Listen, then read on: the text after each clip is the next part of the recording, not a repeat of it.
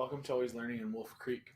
In this screencast, I'm going to show you different ways that you can use Google Docs for peer editing or teacher editing and peer feedback on a document. In order for this to work, the document does need to be shared. So whether it's you sharing with a student or a student sharing with another student, so that that document is collaborative. The first feature I'm going to show you is just straight editing. So if multiple people are on a document and I edit a document, that change is made for everybody. So for example, I could take this title and if I want to left justify it, for example, that change is made for everybody that has access to the document automatically. If I want to provide feedback on a specific topic or a specific area, I can highlight that area or that sentence. And then if I click on the comment button, you'll notice that the area that I highlighted shows up in yellow, and there's a space for me to provide feedback. So as a teacher or a peer, I could give feedback on this sentence. For example, just saying to clarify this sentence.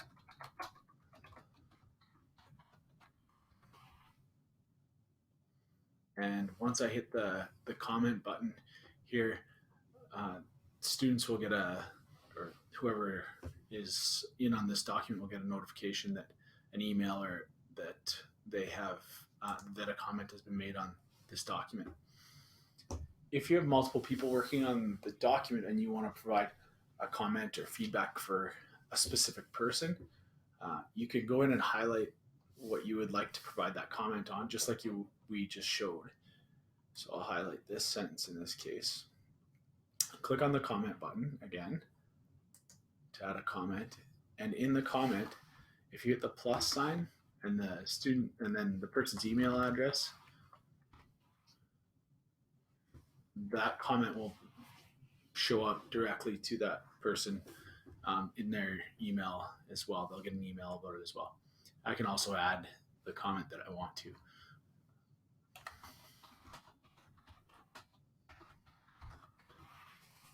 Another feature within that commenting is the ability to assign a task. So if I've added their email address, I can assign to that person. So if I click on the assign to you and then assign, what happens is the person will get an email as well. But when they go into their document, if they go and look at the document in their drive, or if they're in the docs homepage in this case, you'll see an icon on the document that says follow up. If I click on it, it says action item. If I click on that action item, it'll bring me back into the document and will highlight there, show me the area that I need to do. So it'll say assign to you. If I click on this checkbox, it marks it as done and hides it from the discussion. I can also suggest edits within a document. So if I want the student to see the edits that I'm making or that I'm suggesting that they make, I can go up in top right hand corner, it says editing. If I click on editing and move down to suggesting, you'll notice that this is green and says suggesting. Now any edits I make don't actually create an edit in the document, but they show it as suggested. So for example, if I want to center this again, it'll show the green lines here showing that somebody suggested an edit. If I want to change that that title, I can, if I hit delete, it'll put a line through it, and then I can suggest a new title. And everything, all the changes I make are in green. If you have multiple people suggesting, they'll color code based on who is making the edit suggestion. Now, as a student, if I come in, or another person, I come into this document with the suggested edits.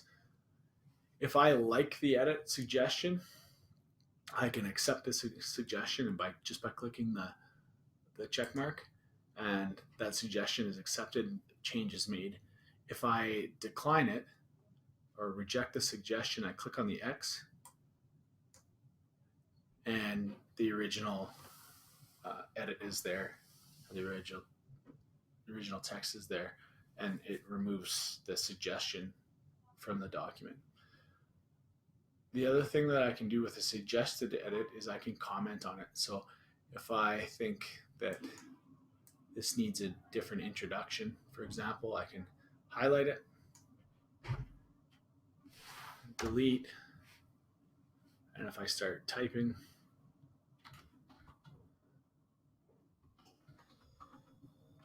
it again shows up as a suggested edit, and then I can go over to this suggestion box and click on reply, and I can add a comment.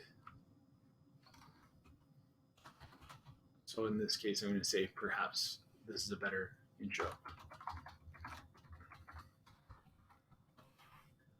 Click on reply, and the person would then see my suggestion as well.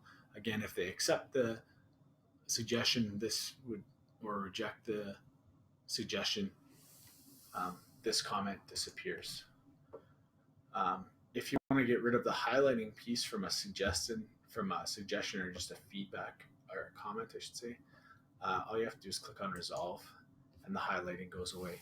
If I want to go back and look at previous suggestions, I can just click on comments, and it'll show all the previous comments and suggested editing that was made.